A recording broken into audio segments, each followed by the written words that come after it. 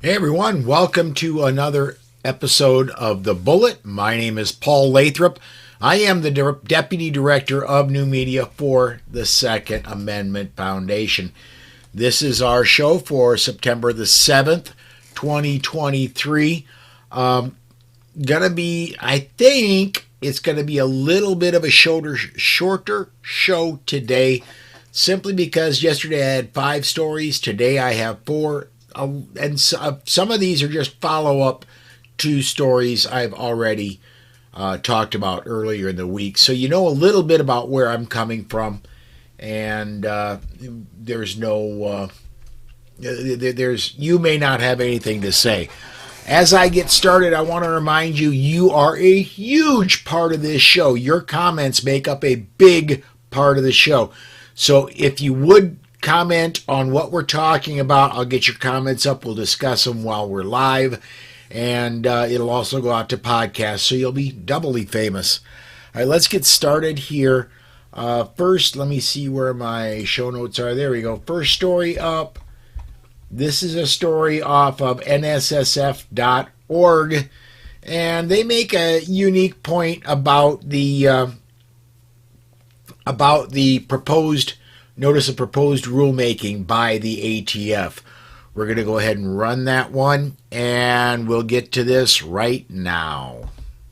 The Biden administration is forcing the federal agency charged with overseeing the strictly regulated firearm industry to tighten a vice grip on private gun owners, claiming if they privately sell guns and offer to sell more, they're engaged in the business. This is just the latest salvo from President Joe Biden, who declared from the debate stage in 2019 that the firearm industry is the enemy. Now, as the Bureau of Alcohol, Tobacco, Firearms, and Explosives, ATF, is snuffing out firearm retailers at a record pace due to an unrelenting attack of historically high firearm license revocations under the guise of its zero-tolerance policy, the administration has unilaterally proposed an expansion of the definition of who is required to obtain a dealer's license and therefore run a National Instant Criminal Background Check System, NICS, verification to transfer a firearm. Recall, failing to obtain a dealer's license when required by law is a crime. This latest gambit does more than exceed the ATF's statutory authority. It's an unfeasible requirement. There is no way ATF could keep up with another 328,000 federal firearm licensees. President Joe Biden continues to barrel around Congress to generate unconstitutional laws when Congress stands against him trampling on citizens' rights. That's after conceding he's powerless to do anything without congressional action. U.S. Attorney General Merrick Garland announced the proposed rule that would redefine who qualifies as engaged in the business and would require a federal firearms license, FFL, and run a NICS background check when selling or transferring a gun, as well as to maintain all the required records and paperwork. This is a thinly veiled attempt to create a universal background check scheme, which even the Department of Justice, DOJ, has admitted would necessitate a federal firearm registry to work. That's forbidden by federal law. The irony is, Congress clarified the engaged in the business definition in the Bipartisan Safer Communities Act, BSCA. Congress made a one-word change to the engaged in the business definition by removing the word livelihood the courts had effectively read out of the statute.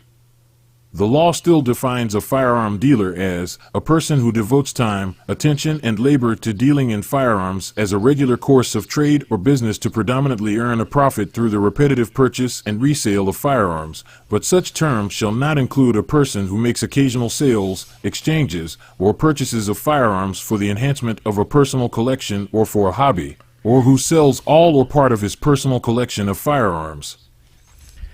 All right, a couple things out of there. I think that NSSF is wildly underestimating the number of licensees that would need to be more federal firearms licenses that would need to be required to be obtained. Pardon my stumbling of my language. They are vastly underestimating that number because there are a lot more. There's some 40 million, or excuse me, the estimates are a lot higher than that. There are millions and millions of firearms owners. The majority don't usually sell a firearm, but if they want everybody who's going to sell a firearm to become an FFL, I don't think 328,000 new licenses are going to cover it. I think they're talking millions. Millions as in plural million. I think there's going to need to be 1 to 2 million new FFLs if everybody who wants to sell a firearm to something other than another FFL is going to do that. They can't keep up. Not only that, here's unintended consequences. If I'm an FFL, I have the ability to run a NICS check, right? What's to prevent me, if my daughter wants to start dating a guy, what's to prevent me from running a NICS check on the dude? Are they going to check to see if each and every NICS check is actually a firearm sale? I think they're opening themselves up for widespread abuse of the NICS system. Let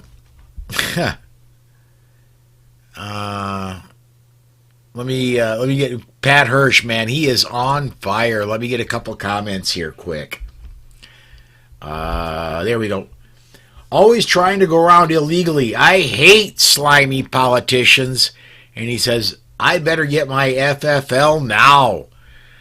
Yeah, Pat, you want to do that before your daughter reaches dating age, man. You got to get that done. And again, they also state Congress has already clarified engaged in the business. And they're correct in that ATF doesn't need to go further to do this. Is this going to happen? I suppose it's possible it could. This is not going through the congressional theater. This is just a proposed federal rulemaking. They have to take comments. They don't have to listen to them, but they have to take them. And then they can go ahead and just push this rule through.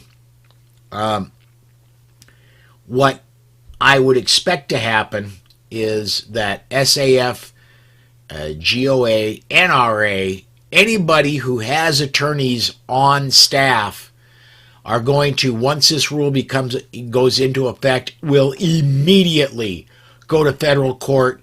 I expect a lawsuit probably in multiple district courts, depending on where these places are headquartered. I expect multiple federal lawsuits to be filed the day this supposed new rule goes into effect. I expect it swiftly to get to the Supreme Court, and I expect the Supreme Court to smack it down hard. Remember this, not this past session, but the session before, we had West Virginia versus ATF, in which the Supreme Court ruled that not ATF, West Virginia versus EPA, in which the Supreme Court ruled that the EPA had greatly overstepped their bounds and created rules that were rules for Congress to make. So, yeah, you need to, let's see here. ATF just needs to back down off this. They won't, but they need to. Let's go ahead and let's talk a little bit. This is a story off of ammoland.com. Let's go ahead and get this one in, and we're going to go ahead and fire it off right now. The Biden-Harris administration, according to a statement from the White House, has taken what it claims to be another life-saving step to keep guns out of dangerous hands, this time by proposing a new rule to essentially shut down gun shows and make it more difficult for gun owners to buy or sell their personal firearms. This came a day after the Federal Bureau of Alcohol, Tobacco, Firearms, and Explosives announced the following. On August 30th, 2023, the Attorney General signed ATF's Notice of Proposed Rulemaking, NPRM 2022-17, definition of engaged in the business as a dealer in firearms, which proposes to amend ATF's regulations to implement the provisions of the Bipartisan Safer Communities Act, BSCA, enacted on June 25, 2022. The NPRM proposes to incorporate the BSCA's definition, predominantly earn a profit, creating a standalone definition of terrorism, and amending the definitions of principal objective of livelihood and profit and engaged in the business to ensure each conforms with the BSCA statutory changes and can be relied upon by the public. Gun owners can shake their heads and scratch their chins, wondering if the Biden-Harris administration and the ATF under Steve Dettelbach want to consider private sellers and buyers as terrorists. There are two sets of bullet points, one from the White House and the other from ATF. Here's the White House version. The proposed rule, if finalized, would clarify that an individual would be presumed to be engaged in the business of dealing in firearms, and therefore be required to become a licensed firearms dealer and run background checks, if they meet certain conditions. For example, under the proposed rule, a person would be presumed to be required to become a licensed dealer and run background checks if they meet one or more of the following criteria. Offer for sale any number of firearms, and also represents to potential buyers that they are willing and able to purchase and sell them additional firearms. Repetitively offer for sale firearms within 30 days after they were purchased.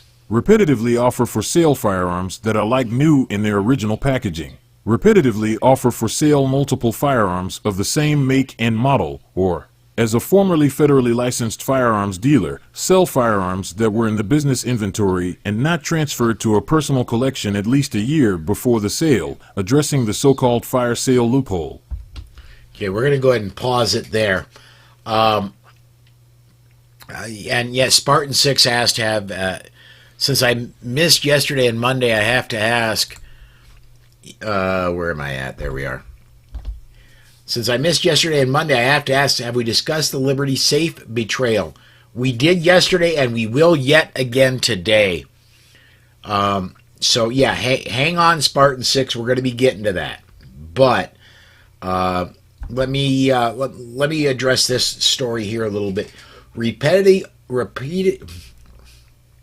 Repetitively offer for sale firearms within 30 days after they were purchased, and repetitively offer for sale firearms that are like new in their original packaging. Apparently, the ATF isn't very familiar with collecting. If you buy a firearm, keep the original packaging.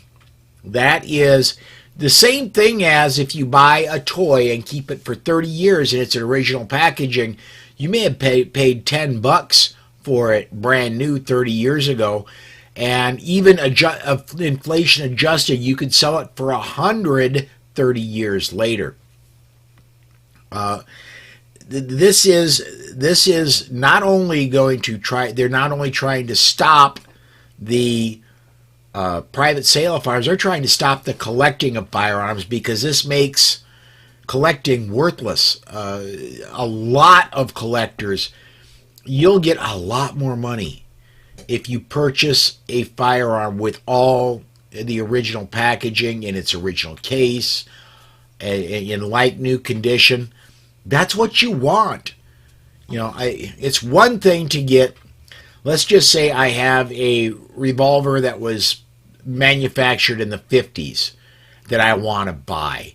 Am I going to spend a little bit more if it comes with the original case, if it's in brand new condition, it's obviously been taken care of, and not just left out in the open, left in the sock drawer somewhere with ammunition in it all the time? If the previous owner's taking care of it, it also has all the packaging that came with it. If it's in brand new condition, I'm going to pay more for it than I am just a revolver that's been sitting around out in the open, out in the elements, so to speak, since the 1950s.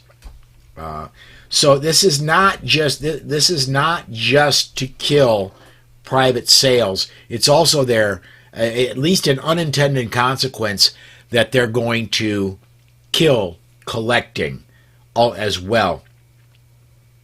This is off of the topics we've been discussing recently, but I want to get this one in. This is a press release from Senator Joe Manchin's office, and we got this directly off his website. Let's go ahead and talk about that one next. This week, U.S. Senator Joe Manchin, Democrat, West Virginia, led a group of 18 bipartisan senators in urging U.S. Department of Education Secretary Miguel Cardona to implement the Bipartisan Safer Communities Act, BSCA, as Congress intended, and restore federal funding for educational activities like hunting and archery. This pivotal piece of legislation provided resources for local, state, and federal agencies to respond to communities in crisis, provide mental health services, and build proactive safety responses to avoid future tragedies. The legislation was also carefully negotiated and drafted to protect and preserve law-abiding citizens' Second Amendment rights, the senators wrote in part. Unfortunately, and contrary to congressional intent, the Department of Education has misinterpreted the language to exclude certain educational activities from receiving federal resources. The BSCA, which passed the Senate in June of 2022, amended the Elementary and Secondary Education Act, ESEA, of 1965 to prohibit these federal funds from being used to purchase dangerous weapons for school staff or to train school staff in the use of dangerous weapons, with the recognition that ESEA funds should support student achievement, educational enrichment programs, and student well-being. However, the Department of Education has contradicted congressional intent by issuing guidance that these funds may no longer be used to support archery, hunter safety education, or other extracurricular programs. We understand the department has encouraged local and state education agencies to seek alternative sources of funding for archery and hunting educational enrichment programs. This is concerning because of the important role these enrichment programs can play in students' lives, the senators continued. It is our hope that the department will rethink its latest guidance that threatens students' access to these programs, which support pathways to professional success, community safety, and personal well-being. Senator Manchin was joined by Senators John Cornyn, Republican Texas, Kyrsten Sinema, Independent Arizona, Tom Tillis, Republican North Carolina, Bob Casey, Democrat Pennsylvania, Shelley Moore Capito, Republican West Virginia, Maggie Hassan, Democrat New Hampshire, Joni Ernst, Republican Iowa, Tim Kaine, Democrat Virginia, Roger Wicker, Republican Mississippi, Martin Heinrich, Democrat New Mexico, Mitt Romney, Republican Utah, Tammy Baldwin, Democrat Wisconsin, Lisa Murkowski, Republican Alaska, Amy Klobuchar, Democrat Minnesota, Susan Collins, Republican Maine, Mark Kelly, Democrat Arizona, and Lindsey Graham, RSC. All right, let's talk about this one a little bit. I want to go through that list and pick out a few names. John Cornyn supposedly is supposed to be a pro-gun guy. Let's go through here. Joni Ernst, she is truly a pro-freedom senator out of Iowa. Tim Kaine, Democrat out of Virginia, not even close. Mitt Romney out of Utah, no. He's got an R behind his name, but it needs to be R-I-N-O. He's a Democrat. Lisa Murkowski out of Alaska, not even close. And Mark Kelly out of Arizona. I'm amazed he's on this. Look, this is truly unintended consequences. The Bipartisan Safer Communities Act, a lot of people who helped shepherd the yes votes that helped shepherd this through the Senate, a lot of them are right here. And they're going, this isn't what we meant. No, but it's what you passed. It's could you have seen this coming? Anybody could have probably seen this coming. You're going to give an anti-gun administration chance to expand on what you've done. Anybody could have seen this coming.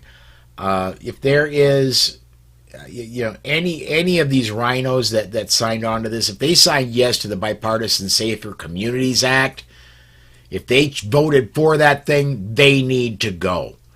This should have been something they seen coming, and they should absolutely be voted out of office because of it. And let me go back to a comment from the last story here. And Pat says, I bought 3 Mosin Nagant rifles for $75. They're now worth $300 to $400. Am I going to sell them for $75? Heck no, he says. I wouldn't either, dude. I wouldn't sell them for less than fair market. And if the AFT wants to come after me, well, you know what? They're going to come after me. At some point, we have to stand up and say, this is just not right. And we're going to do what we're going to do.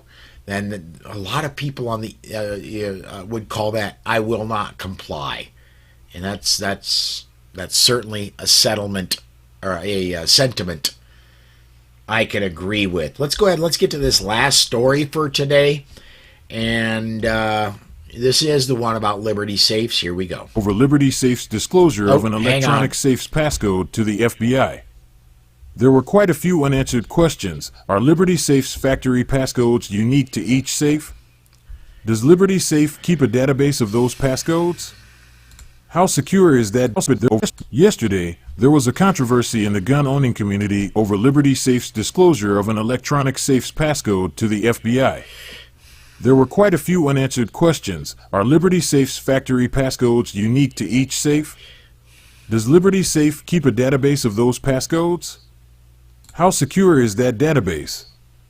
Did the disclosure result from a verbal request by the FBI or a search warrant? If it was a search warrant, who was the subject of that warrant? In response to the customer outrage, Liberty Safe has made some policy changes and published them online.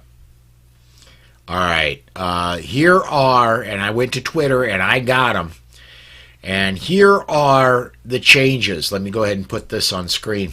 At Liberty Safe, we are dedicated to safeguarding the rights and privacy of all of our customers. It is a promise that remains deeply personal to our employees and leadership. Our company, one of America's oldest and largest safe manufacturers, was founded on the belief that Americans should have the fundamental right to protect and safeguard their valuables and property. As a courtesy to our customers, Liberty Safe has long adhered to the industry standards by maintaining a secure database of factory-set combinations. This practice helps customers regain access to their safe for a wide range of reasons, including loss of the original combination, service requests, and warranty issues.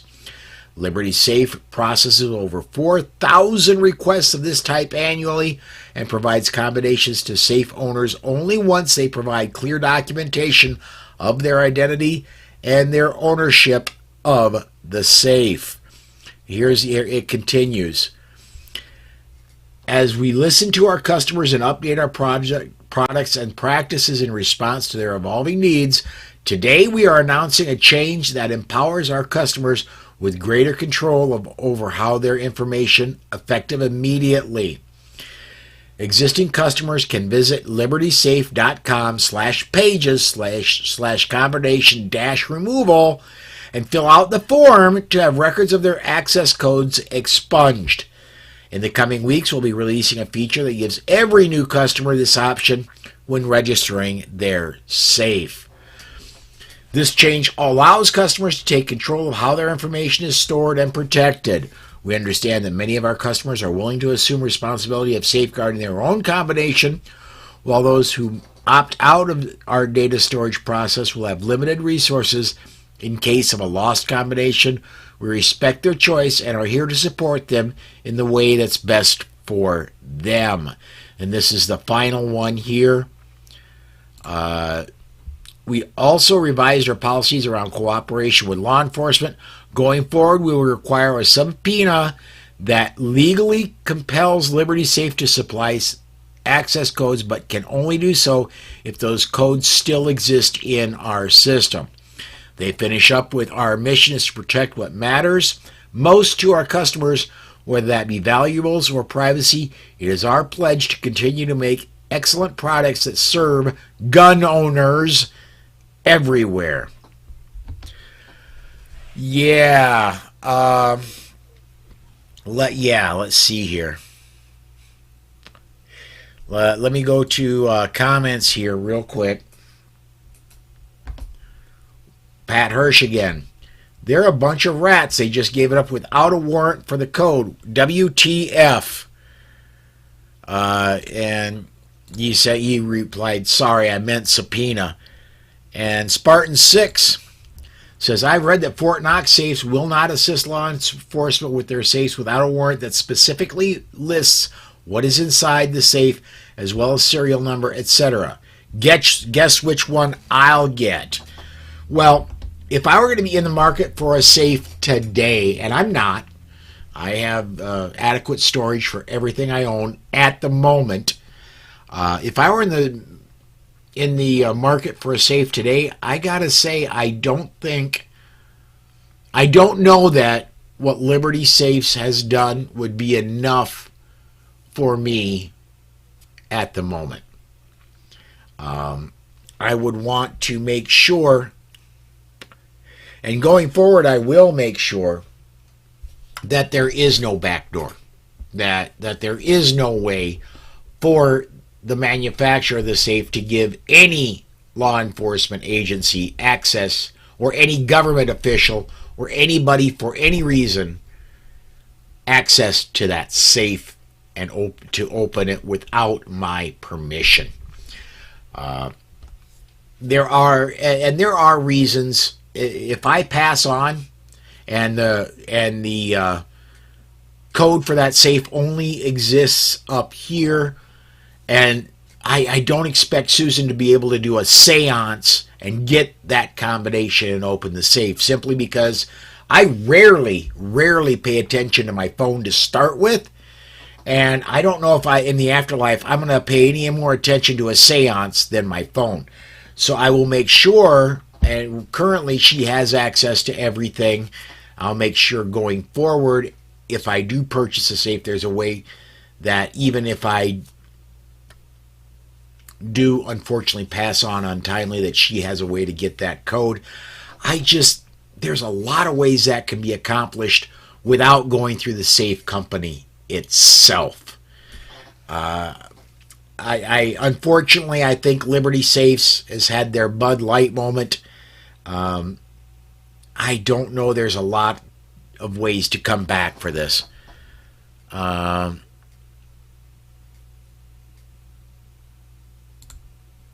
Let's see here. Get a couple more. Wow, I wasn't. Let me get. I'll get to your comment here in just a second, Big John 410. We've got a lot of comments coming in. Let me get to some of them. Pat Hirsch, zero confidence in this company. My safe, my code, no exception. Spartan 6 says, I understand, Paul, but it seems to me that because the warrant did not list the safe on it, that's the Fourth Amendment infringement. That's what's pissing people off. You're right. You're absolutely right. And Big John 410, I don't even know how to pronounce that. Monomoy Capital, who owns Liberty Safes, has donated over $400,000 to Democrats. That's interesting. I did catch a little bit of that on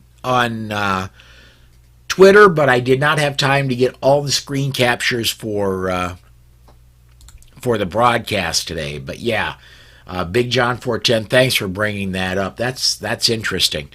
I don't know that politically I'm as worried about. Yes, I don't like that they're giving money to a government that is bent on infringement, but or at least the people running for government that are bent on infringement. But I think this at least goes beyond politics to it seems to me there was a phone call. Yeah, we got a warrant. Oh, okay. Yeah, that's what it seems to me, is that Liberty Safes just said, we got a phone call from the FBI. FBI says, yeah, we got a warrant. Okay, here's the code. That's, yeah, I would want to, let's look at the other side of this here for just a second. There was a case where I don't have this clear in my head, it's just in my memory somewhere. There was a case where the police of one jurisdiction or another, and it might have even been the feds, wanted to get it into an iPhone. And Apple said, nope, nope, nope, nope, nope. And it went through multiple court battles before upper echelons of the FBI finally figured out how to crack into the phone and drop the case because they had access. I would rather Liberty Safe, as much as I hate Apple and I hate Apple products, I would much rather Liberty Safes go the Apple route and, well, you're going to have to take us to court. You're going to have to show us this. You're going to have to do that. And then we're going to have our attorneys work on it this way and work on it that way. It's going to be a month of Sundays before you're going to get into that thing. Next time, don't even ask, because you're going to have to do the whole thing again. We're going to waste your time again. That's essentially what Apple did. And since then, Apple, my understanding, has made their phones even more secure. And I still am an Android guy the whole way through. I do not like Apple. I do not like Steve Jobs, rest his soul. I don't, nothing has changed my mind about Apple. I just wish Liberty Safes would have went that route. See here. Yeah, let's, Spartan 6, you're right, and I think I kind of addressed that. Liberty Safe gives it freely. I think I kind of did address that a little bit. Yeah, let's go ahead.